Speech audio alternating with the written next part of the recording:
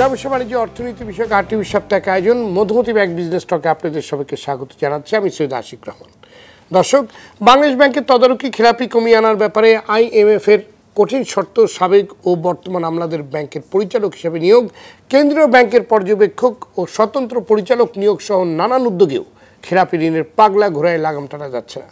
গত মার্চ শেষে অতীতের সব রেকর্ড ছাড়িয়ে দেশে ব্যাংকিং খাতে খেলাপি ঋণের পরিমাণ দাঁড়িয়েছে 1,82,295 কোটি টাকায়, যা বিতরণকৃত মোট ঋণের 11.11%। গত ডিসেম্বরে খেলাপি ঋণের হার ছিল 9%। কেন্দ্রীয় ব্যাংকের তথ্য বিশ্লেষণে দেখা যাচ্ছে ডিসেম্বরে খেলাপি ছিল 1,45,633 কোটি টাকা ঋণ, অর্থাৎ মাত্র 3 মাসের ব্যবধানে নতুন করে খেলাপি হয়েছে 36,000 কোটি টাকা। 2023 সালের ডিসেম্বরে পুনঃতফসিলকৃত ঋণের স্থিতি ছিল 2,12,780 কোটি টাকার বেশি। আবার স্বাভাবিক প্রক্রিয়ায় আদায় অযোগ্য হওয়ায় ব্যাংকগুলো 65,321 কোটি টাকার ঋণ অবলোকন করেছে। সব মিলিয়ে দেশের ব্যাংক খাতের অন্তত 1/4 ঋণই স্ট্রেস বা দুর্দশাগ্রস্ত। এর মধ্যে সরকারি ব্যাংকগুলোতে আলোচ্য সময় খেলাপি বেড়েছে 14,988 কোটি টাকা, অথচ সরকারি ব্যাংকগুলো সহ প্রায় সব ব্যাংকেই বেড়েছে পরিচালন মুনাফা। চলতি বছরের প্রথম 6 মাসে কোনো ব্যাংকের পরিচালন মুনাফা বেড়েছে 10 কোটি থেকে 550 কোটি টাকা। বিশ্লেষকদের কেউ কেউ বলছেন খেলাপি হয়ে যাওয়া ঋণগুলোর বড় অংশই প্রভাবশালীদের, ফলে এসব ঋণ পর্যবেক্ষণ এবং উত্তোলন বড় চ্যালেঞ্জ হয়ে দাঁড়িয়েছে। এমন একটি চিত্রকে সামনে রেখে দর্শক আজ আমাদের আলোচনার বিষয় খেলাপি ঋণের রেকর্ড, দায় কার, করণীয় কি। আর এই বিষয়ে আলোচনার জন্য আজ আমাদের সঙ্গে স্টুডিওতে আছেন বাংলাদেশ অর্থনীতি সমিতির সাধারণ সম্পাদক অধ্যাপক ডক্টর মোহাম্মদ আইনুল ইসলাম, ঢাকা বিশ্ববিদ্যালয়ের ব্যাংকিং অ্যান্ড ইন্স্যুরেন্স বিভাগের অধ্যাপক ডক্টর শহীদুল জাহিদ এবং অনলাইনে যুক্ত আছেন ব্যাংকের সাবেক চেয়ারম্যান ডক্টর আহমেদ আল কবির। যাচ্ছি মূল আলোচনায়। অধ্যাপক ডক্টর আইনুল ইসলাম, আপনাকে দিয়ে আমাদের আজকে আলোচনা শুরু করছি। 3 মাসের ব্যবধানে খেলাপি ঋণ 36,000 কোটি টাকা বেড়ে গেল। কতখানি যৌক্তিক কারণে এমন লাগামহীনভাবে খেলাপি বাড়ছে বলে আপনি মনে করেন? আপনাকে ধন্যবাদ, এবং আমার সঙ্গে যে সহ আলোচক ঢাকা বিশ্ববিদ্যালয়ের শহীদুল ইসলাম জাহিদ, তাকে ধন্যবাদ জানাচ্ছি, এবং আমাদের অনলাইনে যিনি যুক্ত হবেন তাকেও আমি শুভেচ্ছা জানাচ্ছি। আসলে যেটি বললেন, এখানে যৌক্তিক কোনো কারণ নেই, এটি হলো মূল কথা। কোনো কারণ নেই এবং এটি লাগামহীনভাবে বাড়ছে। এবং আপনি যে তথ্যটা দিলেন আপনি শুরুতেই, সে তথ্যের বাইরেও কিছু কিছু তথ্য আছে, ঘোরাফেরা করছে। সেটি হলো যে প্রায় 4,80,000 কিংবা 5 লাখের মতন কিন্তু খেলাপি ঋণ, এটা গণমাধ্যমেই আছে। তো সুতরাং এই ফিগারটাও কিন্তু আমাদের কাছে মনে হচ্ছে যে বিশ্বাসযোগ্য না। আর যেভাবে এর চেয়েও বেশি আছে। গত 3 বছরে 8,800 কোটি টাকা মওকুফ করে দেওয়া হয়েছে, মওকুফ করে দিয়েছে। আরেকটি বিশেষ একটা প্রতিষ্ঠান, যেটা আপনি গণমাধ্যমের নামটা পাবেন, সেই প্রতিষ্ঠানে 2,283 কোটি টাকা। এই প্রতিষ্ঠানের নামে অনেক কিছু আছে কিন্তু কথাবার্তা, কিন্তু তার 2,283 কোটি টাকা কিন্তু মানে যাকে নিয়ে কথাবার্তা আছে তারই আবার দেওয়া হচ্ছে। সুতরাং মাত্র 1,000 টাকার জন্য, আপনি তো দেখেছেন পত্রিকায়, 1,000 টাকার জন্য কৃষি ঋণের জন্য কৃষকের কোমরে কিন্তু দড়ি পড়েছে। এটা তো আপনাদের গণমাধ্যমে আপনারা তুলে নিয়ে এসছেন। সুতরাং বাংলাদেশে এটি বাড়ছে, যেটা টার্গেট দিয়েছে, রোডম্যাপ করেছে আমাদের কেন্দ্রীয় ব্যাংক, সেই রোডম্যাপেরও বাইরে চলে গেছে আমাদের খেলাপি ঋণের এখন পরিমাণ। আপনি যদি বলেন এটা সমাধান কি, সমাধান খুব কঠিন না। যে আইন আছে এবং আইনের সংস্কার দরকার আছে। যেমন ধরুন, যারা প্রভাবশালী তারাই তো খেলাপি ঋণ নিচ্ছে। কোনো একটা ব্যাংক মনে করেন তাদের নামে মামলা করলেন, ঠিক আছে, আবার আইনের মধ্যেই আছে এটি, পয়সা খরচ করে এটাকে স্টে অর্ডার নিলেন। স্টে অর্ডার নিয়ে আপনি 10 বছর, 5 বছর, 7 বছর, 8 বছর এটাকে এটা ধরে রাখলেন। তাহলে আর আমরা যারা গরিব মানুষ, তারা 5,000, 10,000, তাদের কিন্তু এই কোর্টে গিয়ে সুযোগই নাই। তাহলে আপনি এখানে এই যে আলোচনা আপনারা করেন, বিশাল বড় বৈষম্য আছে। আপনি বলেন যে আমি চিন্তা করলাম যে আপনারা আলোচনা করছেন কেন, কি হবে আলোচনা করে? খেলাপি ঋণের ব্যাপারে তো একেবারে স্পষ্ট, সবার কাছে, সবাই জানে। তালিকা একটা দেওয়ার কথা বলা হলো, তালিকা আমরা জানি না সেই তালিকা কোথায়। জি, ধন্যবাদ আপনাকে অধ্যাপক ডক্টর শহীদুল জাহিদ। যে কোনো দেশের অর্থনীতিতে 3% খেলাপি ঋণকে যেখানে আশঙ্কাজনক হিসাবে দেখা হয়, সেখানে বাংলাদেশের খেলাপি ঋণের পরিমাণ 11.11%। তাহলে দেশের ব্যাংকিং খাত কতখানি ঝুঁকিতে রয়েছে বলে আপনি মনে করেন? ধন্যবাদ আপনাকে। খুবই সময় উপযোগী একটি আলোচনার আয়োজন করার জন্য সম্মানিত সহ আলোচক এবং যারা দেখছেন সবাইকে ধন্যবাদ জানাচ্ছি। আজকের যে বিষয়টি সেটা হচ্ছে খেলাপি ঋণ এবং হচ্ছে ব্যাংকিং খাতে এর সম্ভাব্য ঝুঁকি। ইতিমধ্যে আমার সম্মানিত সহ আলোচক যথার্থই বলেছেন যে বাণিজ্যিক ব্যাংকের মূল কাজ হচ্ছে দুইটা, একটা হচ্ছে আমানত সংগ্রহ করা এবং সে আমানতকৃত লব্ধ মানে যেটা ডিপোজিট সেটাকে হচ্ছে ঋণ হিসেবে প্রদান করা এবং সেই ঋণটা যাতে যথার্থ খাতে যায় এবং উদ্ধার হয় সেটার জন্যই কিন্তু ব্যাংক ম্যানেজমেন্ট যথার্থ কার্য পরিচালনা করে থাকে। এখন আমাদের দেশে এই যেটা বিশ্বব্যাপী স্ট্যান্ডার্ড যেটা খেলাপি ঋণের হার সেটা হচ্ছে 2% ধরা হয়, আমাদের এখানে যেটা হচ্ছে ডাবল ডিজিট। ইতিমধ্যে আপনি যথার্থই বলেছেন যে 11% বেশি। এত বেশি হওয়ার কারণগুলো আসলে কি কি হতে পারে? এখানে দুই তরফা ইস্যু আছে। শুধুমাত্র আমরা যদি ব্যাংকিং মানে প্রতিষ্ঠানগুলোকে দায়ী করি এটা কিন্তু হবে না। এখানে সাপ্লাই সাইড কিছু কজ আছে এবং হচ্ছে ডিমান্ড সাইড কিছু কজ আছে। সাপ্লাই সাইড অর্থাৎ হচ্ছে যারা এই ঋণটা সরবরাহ করছেন, যারা বাণিজ্যিক ব্যাংকিং প্রতিষ্ঠান আছেন, এই প্রতিষ্ঠানগুলোর পক্ষ থেকে 4টা সম্ভাব্য কারণ আছে। একটাকে আমরা বলি যে ব্যাড লাক, দুর্ভাগ্য, আর একটা হচ্ছে ব্যাড ম্যানেজমেন্ট, আর একটাকে বলি ছল চাতুরি অথবা স্কিম্পিং, এবং আর একটা হচ্ছে মোরাল হ্যাজার্ড ইস্যু। এই যে 4টা এটা হচ্ছে একেবারেই হচ্ছে আপনার এই ব্যাংকিং প্রতিষ্ঠান রিলেটেড। এখন যদি কোনো ব্যাংকিং প্রতিষ্ঠান বলে যে এটা তো আসলে ব্যাড লাক আমাদের, তো ব্যাড লাকটা কি কি? একটা হতে পারে যে সম্ভাব্য ম্যাক্রো ইকোনমিক যে ইস্যুগুলো, যেমন করোনা চলে গেছে, বিশ্বব্যাপী মন্দা আছে, ইনফ্লেশন আছে, ইন্টারেস্ট রেটের দুর্গতি আছে, তারপরে হচ্ছে আপনার কারেন্সি এক্সচেঞ্জ রেট যেটা সেটার একটা ইস্যু হতে পারে। এই সমস্ত কারণে কিন্তু দেখা যাচ্ছে যে বা যারা আপনার আমার প্রতিষ্ঠান থেকে ঋণ গ্রহণ করেছেন তারা এই ঋণটা শোধ করতে পারছেন না। তাহলে সেটা হচ্ছে আপনার যেটাকে ডিমান্ড সাইড আমরা বলি, এদেরকে আমরা বলতে পারি যে যারা হচ্ছে হ্যাবিচুয়াল ডিফল্টার, মানে ইচ্ছাকৃতভাবে তারা হচ্ছে ঋণ খেলাপি হন, মানে তারা প্ল্যান করে খেলাপি হচ্ছে। যখন তারা দেখেন যে আসলে আমরা যেটা থিওরিটিক্যালি যদি আলোচনা করি, আপনি যদি কাউকে 100 টাকা ঋণ দেন, এই টাকাটা আপনার কাছে ফিরে আসার সম্ভাবনা হচ্ছে মাত্র 25%। কারণটা হচ্ছে ওই ব্যক্তি যাকে আমি ইতিমধ্যে ঋণ দিয়েছি, জেনে শুনে ঋণ দিয়েছি, তার হতে পারে যে 2টা ফ্যাক্টর কাজ করে। একটা হচ্ছে তার ইচ্ছা আছে কি না এবং হচ্ছে সামর্থ্য আছে কি না। এরকমও হতে পারে যে তার ইচ্ছা আছে কিন্তু সামর্থ্য নেই, আবার সামর্থ্য আছে ইচ্ছা নেই, আবার হতে পারে দুইটাই নেই, ইচ্ছাও নেই সামর্থ্যও নেই। আপনার জন্য গুড কাস্টমার হচ্ছে সেই মাত্র যার কিনা ইচ্ছাও আছে এবং সামর্থ্য আছে। এই সার্বিক দৃষ্টিকোণ থেকে বিবেচনা করলে যদি আমরা দেখি, সাথে সাথে হচ্ছে হ্যাবিচুয়াল ডিফল্টার, এর সাথে যদি পলিটিক্যাল উইল যদি হচ্ছে আপনার এখানে যোগসাজশ মানে পাকায়, তাহলে হচ্ছে এটার মাত্রা কিন্তু আরো বেড়ে যায়। ধন্যবাদ আপনাকে ডক্টর আহমেদ আল কবির। দেশে খেলাপি অস্বাভাবিক হারে বেড়েছে, আমদানি কমেছে, রপ্তানিও কমেছে, তারপরও ব্যাংকগুলোই পরিচালন মুনাফা বাড়লো কিভাবে? এটাকে আপনি কতখানি স্বাভাবিক বলে আপনি মনে করেন? না, এটাতে হচ্ছে যেটা হচ্ছে যে তারা এটা একটা ম্যাথমেটিক্যাল জার্গন বলবো, যেটা হচ্ছে যে তারা হিসাবের শুভঙ্করের ফাঁকির মধ্যেই এগুলো দেখাচ্ছে। অ্যাকচুয়ালি এটা তো তারা বলছেন যে অপারেশনাল প্রফিট, এটাকে ঠিক যে প্রফিট যেভাবে একেবারে সুজামা সাপটা যে বলছেন যে প্রফিট, এটা ওনারাও বলছেন না, ব্যাংকগুলোও বলছেন না, এটা যারা বলছেন যে অপারেটিং প্রফিট। এবং এই অপারেটিং প্রফিটটাকে তারা বলছেন যেটা হচ্ছে যে অন্যান্য ধরনের যে ফ্যাক্টরস গুলাকে কনসিডার না করে, ফিক্সড কস্ট গুলাকে কনসিডার না করেই ওনারা রানিং অপারেশনাল ফান্ডস থেকেই একটা, এবং এটাতে তাদের লায়াবিলিটি বা অন্যগুলাকে হিসাবের মধ্যে না নিয়ে মোটামুটি ভাবে একটা সোজা সাপটা এই বছরের আয় কি হয়েছে, ব্যয় হয়েছে এবং নেট কি থাকছে এইটার উপরে করতেছে। যেহেতু তারা এখন লেন্ডিং কম করতেছে, আদায়ও হচ্ছে কিছু কিছু ক্ষেত্রে, এবং তাদের যে ব্যবসা বাণিজ্য যেটা করতেছেন, যে ব্যাংকগুলা তো আমাদের দেশে ব্যাংকগুলা ইন্টারেস্ট রেট তো অনেক হাই, দুনিয়ার বিভিন্ন দেশে 1-2% করেও তারা অপারেটিং প্রফিট থেকে নেট প্রফিটেও তারা থাকে। অতএব আমাদের এই ব্যবসাটাকে যদি আপনি যদি ওইভাবে নেন যে টোটাল কস্টিং করে যদি দেখেন, তো এইটা আমি বলবো যে এই প্রফিট আর লস দিয়ে কোনো কিছুই বিবেচনা করা উচিত না। উচিত হচ্ছে যেটা হচ্ছে যে ব্যাংকের ওভারঅল পোর্টফোলিওটাকে রিভিউ করতে হবে। এবং ব্যাংকের ওভারঅল পোর্টফোলিও যদি আপনি রিভিউ করেন, দেখবেন যে তাদের ক্লাসিফিকেশনও বাড়ছে।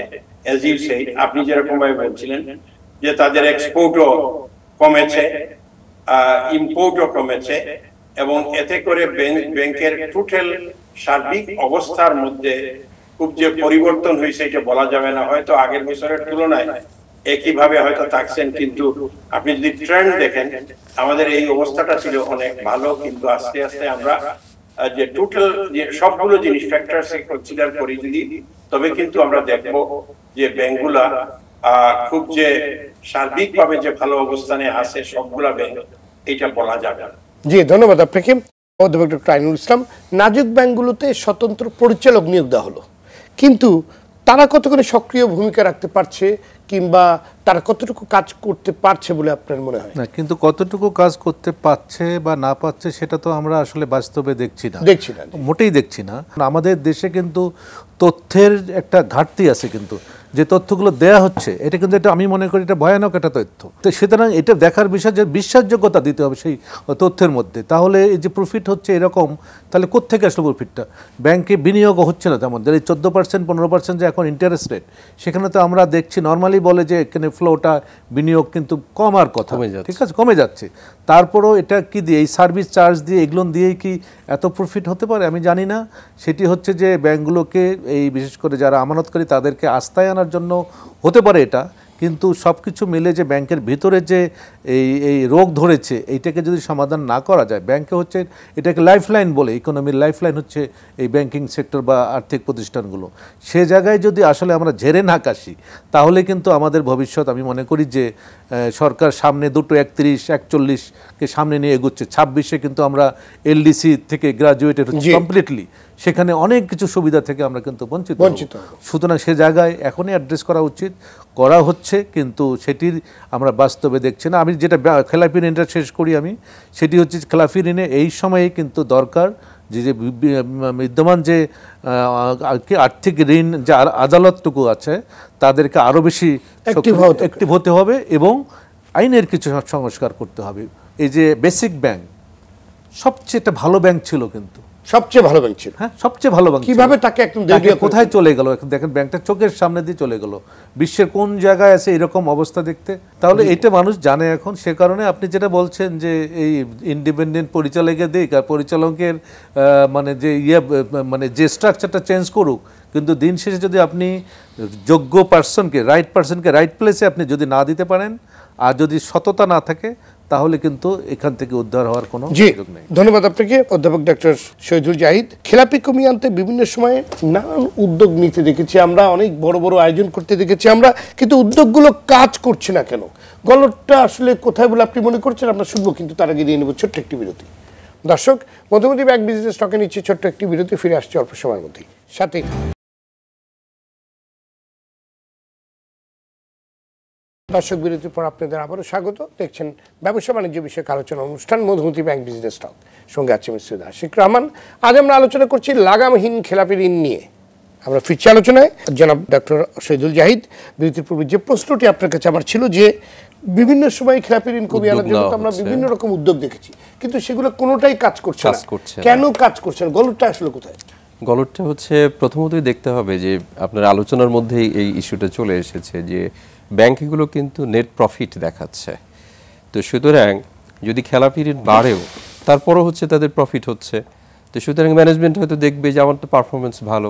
ক্যাপিটাল মার্কেটের কথা চিন্তা করেন, এখানে যে ভালো যে মানে শেয়ারগুলো আছে এগুলো ব্যাংকের শেয়ার, তাহলে ব্যাংকের শেয়ারের মূল্য কেন বাড়ছে? নিশ্চয়ই তারা প্রফিট করছে, তারা ডিভিডেন্ড দিচ্ছে, তাদের ইপিএস বাড়ছে, তাদের প্রফিটেবিলিটি বাড়ছে। মূলত হচ্ছে তাদের প্রফিট আসে দুইটা খাত থেকে। একটা হচ্ছে যে ব্যালেন্স শিট আইটেম, যেটা হচ্ছে নেট ইন্টারেস্ট মার্জিন বলি, কস্ট হচ্ছে ডেপোজিট, কস্ট অফ ডেপোজিট, এবং হচ্ছে রিটার্ন অন ইনভেস্টমেন্ট। এই দুইটার মধ্যে যে পার্থক্য সেটা ইন্টারেস্ট মার্জিন। আরেকটা যেটা আসে বাংলাদেশের ব্যাংকিং খাতে সেটা হচ্ছে অফ ব্যালেন্স শিট অ্যাক্টিভিটিস, যেখানে হচ্ছে তাদের সবচেয়ে বড় উৎস হচ্ছে যে আমদানি রপ্তানি থেকে যে এলসিগুলো খোলে এবং হচ্ছে সেখানে তারা যে রিফাইন্যান্সিং করে, তারা হচ্ছে বিভিন্ন ধরনের ফি, কমিশন, এক্সট্রা চার্জ, এই সমস্ত কিছুর মাধ্যমে কিন্তু তারা হিউজ প্রফিট এখান থেকে জেনারেট করে। এখানে তাদের কস্ট হচ্ছে খুবই কম কিন্তু হচ্ছে তাদের রিটার্নটা হচ্ছে অনেক বেশি। অনেক বেশি। তো সুতরাং অনেক ব্যাংক আছে তারা কিন্তু হচ্ছে এই সমস্ত অফ ব্যালেন্স শিট অ্যাক্টিভিটিসের প্রতি খুব বেশি মাত্রায় ঝোঁকে। ব্যাংকের খেলাপি ঋণ আদায়ের জন্য নতুন নীতিমালা পর্যন্ত করেছে। সেখানে হচ্ছে যে তারা হচ্ছে রিকাভারি একটা সেল তারা তৈরি করবে, মানে ব্যাংকের প্রতিষ্ঠানের মধ্য থেকেই, যেখানে হচ্ছে এমডি হেড হবেন এবং হচ্ছে যে সমস্ত ঋণ তারা রিকাভার করবে সেখান থেকে তারা 5% হচ্ছে তারা হচ্ছে একটা কমিশন বেনিফিট হিসেবে তারা গ্রহণ করবেন। এখন তারা যদি করতে পারে, এখানে কিন্তু দেখেন ঝুঁকি আছে। আমি যদি আপনাকে বলি যে আপনি আমার কাস্টমার, আপনাকে আমি ইচ্ছাকৃতভাবে ঋণ দিয়েছি, 100 টাকা ঋণ দিয়েছি এবং আমি বললাম যে আপনার সঠিকভাবে টাকাটা দেওয়ার দরকার নেই, যখন বলি তখন আপনি দিয়েন, তো ঠিক মতো ঠিক আছে। যখন আপনাকে খেলাপি হিসেবে দেখালাম, আপনাকে রিশিডিউলিং করলাম, পরবর্তীতে আপনাকে বললাম আশিক ভাই আপনি টাকাটা ফেরত দেন, ওই মুহূর্তে ফেরত দিলে আমি কিছু এখান থেকে বেনিফিট পাবো। তো সুতরাং এই যে দেখেন সদিচ্ছা নিয়ে একটা আইন করা হলো সরকারের, এখান থেকে আমরা বলবো যে সদিচ্ছার অভাব নেই, হয়তো ইচ্ছাটা ঠিক আছে, কিন্তু উপায় যেটা বা ইমপ্লিমেন্টেশন যেটা এখানে হচ্ছে যে আপনার পরিবেশগত একটা ঝুঁকি আছে, ইনস্টিটিউশনাল যে ঝুঁকি আছে, এবং হচ্ছে আপনার যারা হচ্ছে কন্ট্রোলিং অথরিটি আছে বা রাজনৈতিক ব্যক্তিবর্গ আছে তাদের যদি সদিচ্ছা এখানে না আসে, এবং সবচেয়ে বড় যেটা দরকার সেটা হচ্ছে ফিনান্সিয়াল লিটারেসি, যেটা দ্যাট মিনস আমরা ওই ব্যাংকে ডিপোজিট রাখবো যে ব্যাংক হচ্ছে ডিপোজিটটা সুরক্ষা দেবে। সার্বিকভাবে যদি আমি বলতে চাই সেটা হচ্ছে রাজনৈতিক সদিচ্ছা, ইনস্টিটিউশন বা প্রতিষ্ঠানের সদিচ্ছা, এবং হচ্ছে আপামর জনসাধারণ আমরা যারা আছি এদেরকে ফিনান্সিয়াল লিটারেসির আওতায় যদি আনা যায় তাহলে শুধুমাত্র এই খেলাপি ঋণ যৌক্তিকভাবে কমানো সম্ভব। ধন্যবাদ আপনাকে ডক্টর আহমেদ আল কবির। সাবেক অর্থমন্ত্রী আহম মোস্তফা কামাল মন্ত্রিত্ব নিয়েই ঘোষণা দিলেন দেশের খেলাপি ঋণ আর 1 টাকাও বাড়বে না, অথচ তার 5 বছর মেয়াদেই দেশের সবচেয়ে বেশি রেকর্ড পরিমাণ খেলাপি বেড়েছে। এর কারণ কি বলে আপনি মনে করেন? না, এটা ম্যানেজমেন্ট ইনএফিশিয়েন্সি এবং দায়িত্ব নিতে হবে। আমি যেটা বলবো যে ব্যবস্থা ম্যানেজমেন্ট এফিসিয়েন্সিটা টোটালি উনি এটা ব্যবস্থাপনা করতে ব্যর্থ হয়েছেন। উনি ওনার মন্ত্রণালয় এবং বাংলাদেশ ব্যাংক এই সার্বিক সময়ে তাদের দায়িত্ব পালনের ব্যর্থতার পরিচয় দিয়েছেন, এবং এইটা আমরা দেখেছি, অতি সম্প্রতি দেখেছি বাংলাদেশ ব্যাংক বলতেছেন যে বাংলাদেশ ব্যাংকের সাথে যে এক্সপোর্ট ইম্পোর্টেড স্ট্যাটিস্টিক্স এর যে পার্থক্য, এটা নিয়ে তো পত্রিকায় হেডলাইন হয়েছে গত কয়েকদিনে। তবে আমি বলবো উনি ওনার দায়িত্ব পালনে ব্যর্থ হয়েছেন এবং উনি অসুস্থ ছিলেন। এই অবস্থায় উনার দায়িত্ব থেকে সরে যাওয়াই উচিত ছিল, যিনি যেহেতু উনি অফিসে আসতে পারছিলেন না, বা যে ওই সময়ে আমলারা ছিলেন এবং যারা এটাকে মন্ত্রণালয়ে চালিয়েছেন বা বাংলাদেশ ব্যাংকেও দায়িত্ব থেকে পরিচালনা করেছেন, তারা কিন্তু তাদের দায়িত্ব তারা পালনে ব্যর্থ হয়েছেন। কারণ ওই সময় আমরা যতটুকু শুনেছি ওনারাই পুরা দায়িত্ব পালন করেছেন। অতএব এই দিকটা দেখতে হবে। আমরা মাইলস্টোন করতে পারি ভেরি ইজিলি, যে রিকভারি কত পার্সেন্ট রিকভারি হইলে, যে ব্যাংকের যতটুকু কত পার্সেন্ট রিকভারি হইলে আমরা একটা তাদেরকে ইয়ে দিতে পারি, ইনসেন্টিভ দিতে পারি।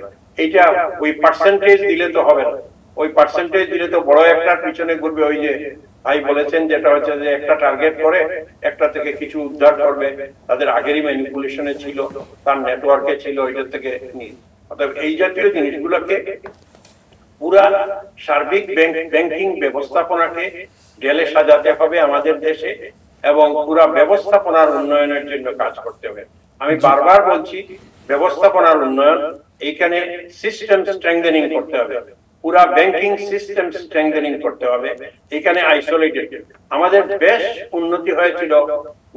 আপনারা যদি 10, 11, 12 দিকে তাকান, আমাদের যে অটোমেশন প্রক্রিয়া, আমাদের যে স্ট্রেস টেস্ট বা যে বিভিন্ন ধরনের ইন্টারভেনশন গুলা বাংলাদেশ ব্যাংক থেকে শুরু হয়েছিল, কিন্তু এইগুলাকে মনিটর করার আর কেউ নাই। ওইগুলা যে শুরু হয়েছিল ওই সময় আতিউর রহমান সাহেব বেশ কিছু উদ্যোগ নিয়েছিল, তাকে ধন্যবাদ জানাই।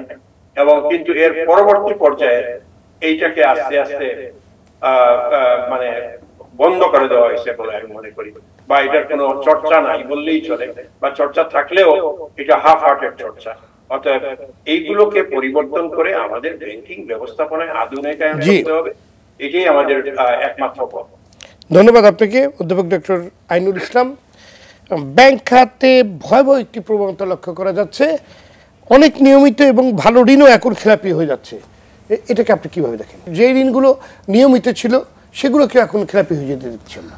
এখন সেটি আসলে এটি হওয়ার কথা নয়। যখন দেখছে যে সবাই তো খেলাপির দিকে যাচ্ছে, আমি আর ভালো থাকি কেন, এটা একটা হতে পারে। পার পেয়ে যাচ্ছে, হ্যাঁ, পারও পেয়ে যাচ্ছে, যে সবাই তো পার পায়, আমি আবার পার সুযোগটা নিব না কেন, এটা একটা কারণ হতে পারে, সেটি একটা বিষয়। আর যেটা বিষয় হলো যে আসলে সবাই যখন থাকে ওই জায়গাগুলোতে, তখন কিন্তু কোনো কথা বা এই বিষয়গুলো বোঝার পরেও কিছু করার উদ্যোগ নেয় কিনা আমি জানি না। যখনই সেখান থেকে বেরিয়ে আসে তখনই কিন্তু এই ভালো ভালো কথাগুলো আমরা শুনি। কিন্তু দুর্ভাগ্য যে আলটিমেটলি আমরা এই যে দেশটাকে যে জায়গায় চলে যাচ্ছে, এটি যেমন আমি শ্রীলঙ্কার একটা উদাহরণ দিই। শ্রীলঙ্কায় যখন অনেক কিছু ঘটনা ঘটে যাওয়ার পরে ক্ষমতা বদল হলো, নতুন অর্থমন্ত্রীকে দিলেন, উনি অর্থমন্ত্রী গিয়েই বললেন আমাকে যেই বলুক না কেন আমি আর কোনো অর্থ ছাপাবো না। এই যে একটা সিদ্ধান্ত নিলেন এবং সিদ্ধান্তের জন্য অনড় ছিলেন, শেষ পর্যন্ত তার সুফল উনি পেয়েছেন এবং 69% থেকে ইনফ্লেশন নেমে আসছে 4%। তারা যদি পারে, আমরা এখানে পাচ্ছি না। এই যে বাংলাদেশ ব্যাংকের কথা আমরা তো বলে 93,000 কোটি টাকা ছাপিয়ে ব্যাংকগুলোকে আমরা সহযোগিতা দিয়েছি, হ্যাঁ, দেওয়ার পরেও কিন্তু এখন ব্যাংকগুলো বিশেষ করে এখন লিকুইডিটি মানে শর্টেজ ক্রাইসিসে ভুগছে। মানে 93,000 কোটি টাকা দেওয়ার পরে তো এবং দেখুন লিকুইডিটি ক্রাইসিস। হ্যাঁ, বাজেটের মধ্যে আমাদের প্রচুর টাকাটা গেল কই? এখন যদি বলেন গেল কই, তাহলে যে আপনি অন্য দিকে এখন চিন্তা করেন যে মানুষের হাতে টাকা আছে, ওই যে 12 লাখ টাকা নাকি 15 লাখ টাকা দিয়ে কি কেনে, ছাগল কিনছে। আপনি এই জিনিসগুলো দেখেন, এটা কয়েকজনের হাতে এটা আছে, কয়েকজনের হাতে আছে, একটা গোষ্ঠীর হাতে আছে। আর আপনি এই অর্থ পাচারের বিষয়টা দেখেন, মানুষের ওই জায়গাটায় কষ্টটা বেশি। ঠিক আছে, আপনি মানে দুর্নীতি করেন, ঘুষ খান, যাই করেন না কেন, অনিয়ম করেন, এই অর্থটা যদি দেশের অর্থনীতিতে থাকে তবু একটা যে এটা একটা সুফল পাওয়া যেত।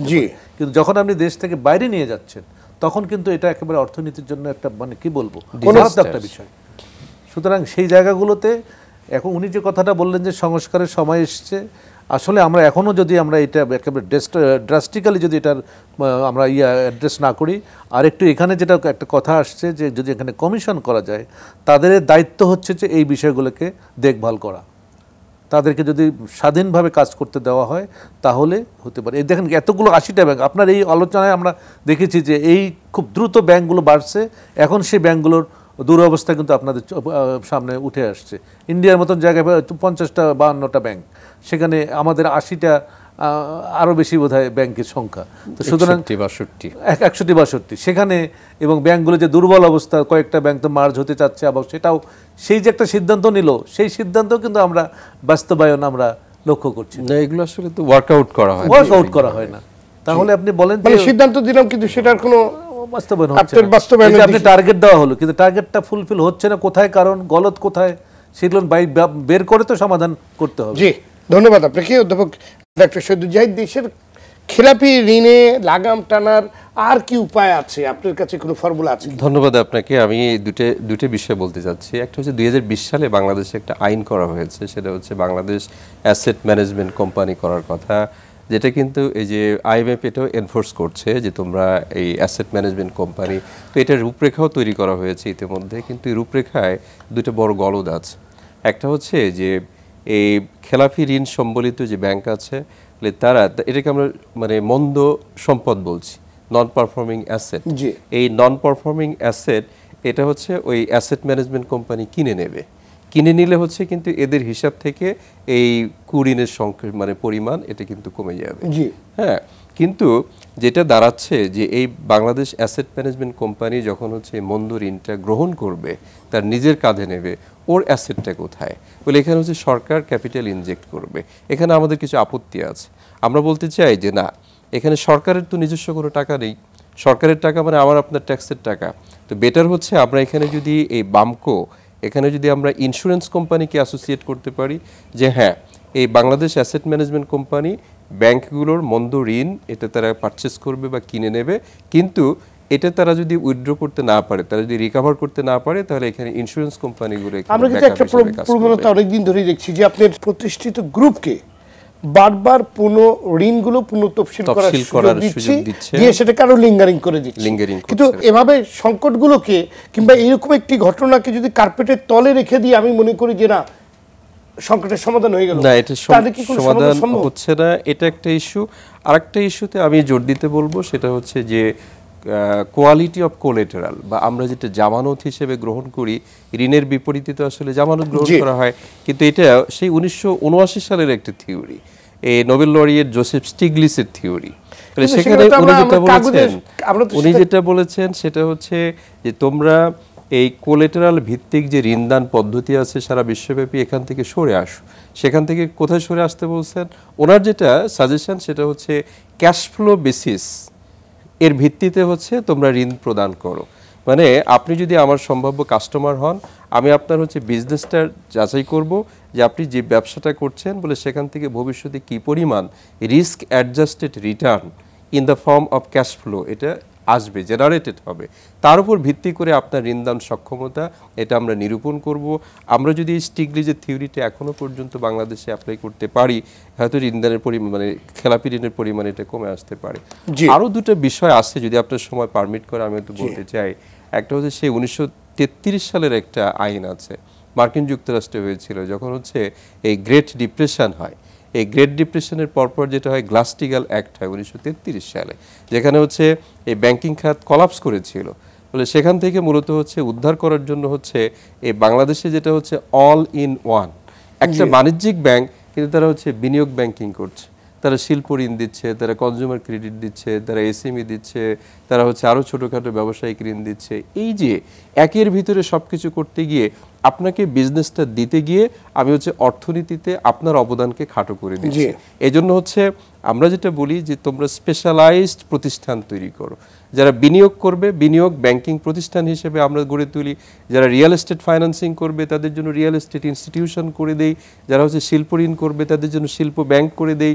কিন্তু যারা বাণিজ্যিক ব্যাংকিং করবে তারা হচ্ছে শুধুমাত্র এরা মানি মার্কেট অর্গানাইজেশন, এদেরকে আমরা ক্যাপিটাল মার্কেটে এনগেজ বা নিয়োজিত না করি, তাহলেই হয়তো তারা সুস্থভাবে দক্ষতার সাথে ব্যবসা করতে পারবে। ধন্যবাদ আপনাকে। আমাদের আলোচনার শেষ পর্যায়ে ডক্টর আহমেদ আল কবির, গত ডিসেম্বর শেষে সরকারি ব্যাংকগুলোতে খেলাপির হার ছিল 20.99%, মার্চে এটা বেড়ে হয়েছে 27%। এমন পরিস্থিতি থেকে সরকারি ব্যাংকগুলোকে রক্ষার উপায় কি? না, সরকারি ব্যাংকগুলো আমি বলবো যেটা হচ্ছে যে এইটা তাদের ব্যবস্থাপনায় যদি আমরা উন্নতি আনতে পারি, আমি বারবার বলছি একই কথা, ব্যবস্থাপনা। আর হচ্ছে যে তাদের যে আউটস্ট্যান্ডিং যে লায়াবিলিটিস যেগুলো আছে, যে লোন আদালতে যে সবগুলা কেস, এইগুলোকে সমাধানের জন্য ট্রাইব্যুনাল করা বা বিশেষ আদালতের মাধ্যমে এইগুলাকে।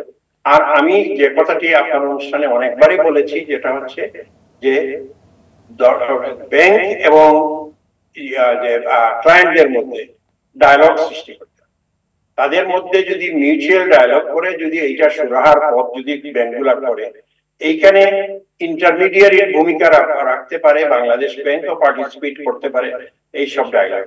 এবং এই ডায়ালগ ছাড়া এইসব আইন বা অন্যান্য ধরনের ভর্তুকি বা এইসব দিয়ে কিন্তু প্রত্যেকটা মেজর বড় বড় যেগুলো আছে লোন, এইগুলাকে এই ধরনের একটা ডায়ালগের আওতায় আনতে হবে।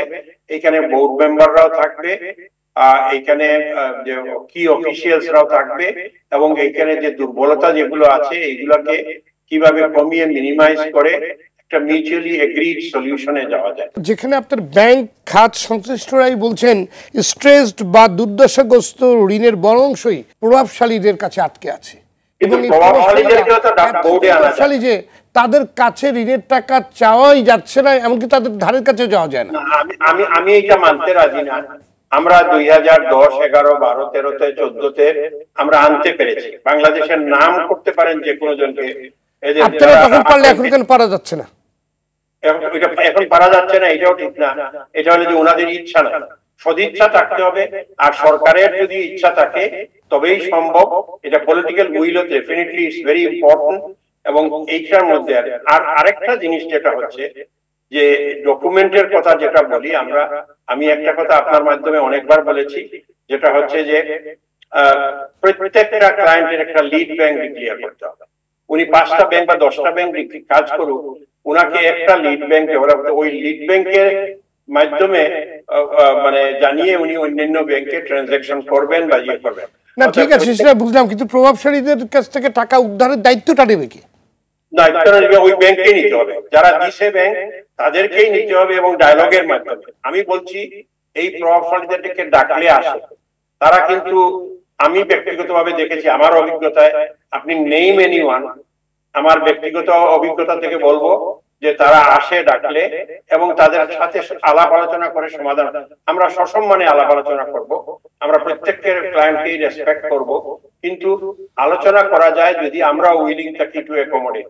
এইগুলা অ্যাকোমোডেট, এই যে অ্যাসেট ম্যানেজমেন্ট কোম্পানি, এই কোম্পানি সেই কোম্পানি, এইগুলাও আরেকটা হবে যে আরেকটা মানে খেলা হবে। এইটাতেও অনেক ধরনের ঢুকবে, ওই দেখবেন যে ওই বিগ ব্রাদার্সরাই আবার ওইগুলাতেও ঢুকবে, অতএব এই বিগ ব্রাদার্স এরই বা সাব এজেন্টরা ঢুকবে এবং এটা চাইবো যে তারা ওইটার মধ্যে ওইটাতেই সমাধান করতে। আমি ব্যক্তিগতভাবে মনে করি ডায়ালগ ইজ দি আনসার। তাদের মধ্যে ক্লায়েন্টের সাথে যদি ব্যাংকের ডায়ালগ হয় এবং ব্যাংককে বলা হয় যদি তোমরা সমাধান করো, সমাধানের সময় দাও এবং এটা যদি ব্যর্থ হও তাদেরকে যেটা আইনানুগ ব্যবস্থা, there is no in between, এই এবং এইটাতে যদি স্ট্রিক্ট করা যায় অল দিস, এই সবগুলাই সমাধান করা সম্ভব। ধন্যবাদ আপনাদের সবাইকে আজকে আলোচনায় যোগ দেওয়ার জন্য। দর্শক, ব্যাংক খাত হচ্ছে দেশের অর্থনীতির লাইফ লাইন, সুতরাং ব্যাংক খাত ঝুঁকিতে পড়লে বড় সংকট দেখা দিতে পারে সামগ্রিক অর্থনীতিতে। দেশে বর্তমানে যেভাবে খেলাপি ঋণ বাড়ছে তাতে দেশের ব্যাংকিং খাত বিপর্যয়ের পথে এগিয়ে যাচ্ছে বলে মনে করছেন আজকের আলোচকবৃন্দ। এর থেকে বেরোতে হলে সবার আগে কঠোর রাজনৈতিক সদিচ্ছা থাকতে হবে, দুষ্টদের পৃষ্ঠপোষকতা দেওয়া বন্ধ করতে হবে, প্রভাবশালী ঋণগুলো রিকভারির কৌশল বের করতে হবে। নানান পক্ষের সমালোচনার পরেও এখনও খেলাপি ঋণ বাড়ছে, তার মানে ঋণ দেওয়ার ক্ষেত্রে এখনও অনিয়ম দুর্নীতি করা হচ্ছে, এটা কঠোরভাবে নিয়ন্ত্রণ করতে হবে। আইনে যে ত্রুটিগুলো আছে তা সংশোধন করতে হবে, ব্যাংকিং ব্যবস্থাপনাকে ঢেলে সাজাতে হবে, এমন পরামর্শগুলি তুলে ধরেছেন আজকের আলোচকবৃন্দ। দর্শক, আজ এই পর্যন্তই। সবাই ভালো থাকুন, সুস্থ থাকুন, সঙ্গে থাকার জন্য ধন্যবাদ।